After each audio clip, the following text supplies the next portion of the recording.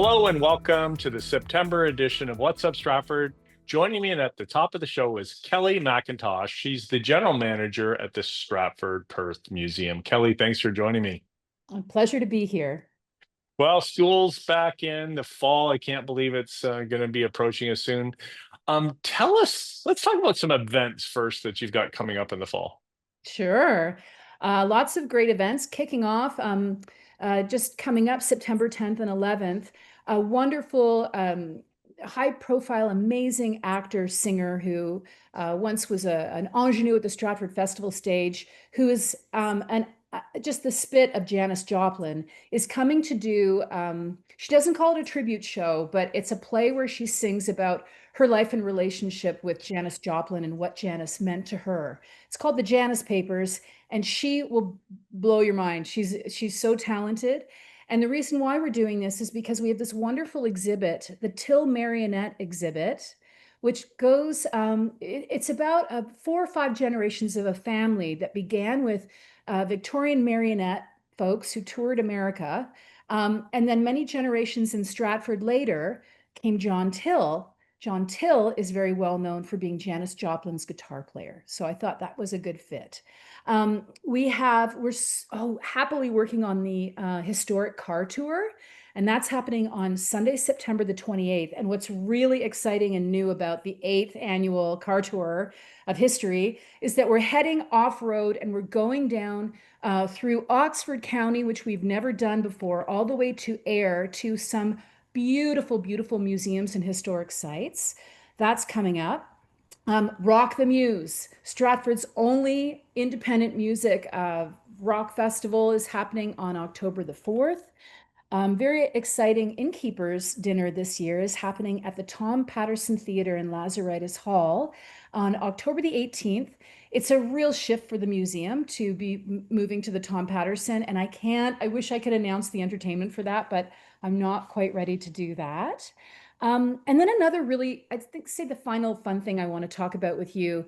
We have this wonderful player piano in our collection, donated by the Selbs family. It went matrilineally for 5 generations through their family. Brad and Joanne they brought it to the museum. Brad tuned it, and it's in such good shape that not only is it part of a members of Blue Rodeo concert that already has happened, but we're really lucky to have Velvet and Ivory are working with the family and with the museum to do a show on November the 28th here at the museum, where they use the player piano. They'll highlight the history of the player piano, and they'll also sing and do their amazing jazz duo stuff that they do. So lots of great things coming up. I was going to say that's lots of new things at the museum. So let's talk about old things in the museum. Are there any other artifacts that are new to you?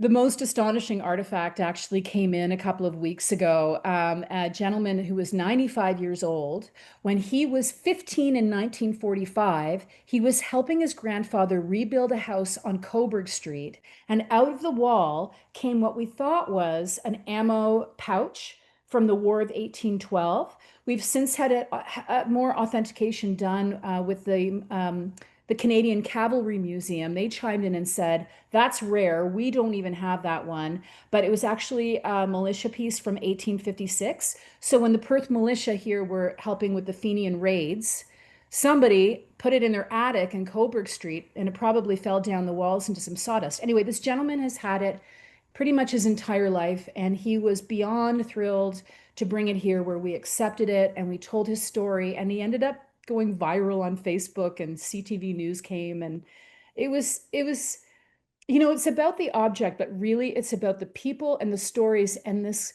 moment in your life, right, where you go, this is so special that this came to me. It's a special piece of history. What do I do with it? And it's a difficult moment for some people, and that's what we're able to do here. Well, that's fascinating. Okay, tell us about kids, because kids are our future. What do we do for education and the collaboration with schools with the museum? Well, Megan Patterson is our manager of programs and education. She does such an excellent job. Not only does she do in-person tours with kids, but often on holidays, she sets up the whole museum for self-directed activities. They're free. Kids love them. We also have Dana Manning here with her folk army. So Dana is going to continue teaching ukulele and guitar and songwriting through the fall. And we also have in our Till exhibit now, it's so special. It's a puppet theater that came from Springworks.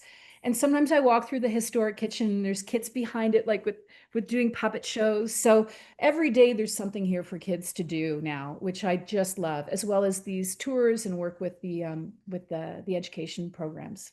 Well, Kelly, thank you very much for telling us what's new at the museum. It's very exciting. Got lots of good stuff going on. Thank you for the great work you're doing there too. Oh, thank you, Peter.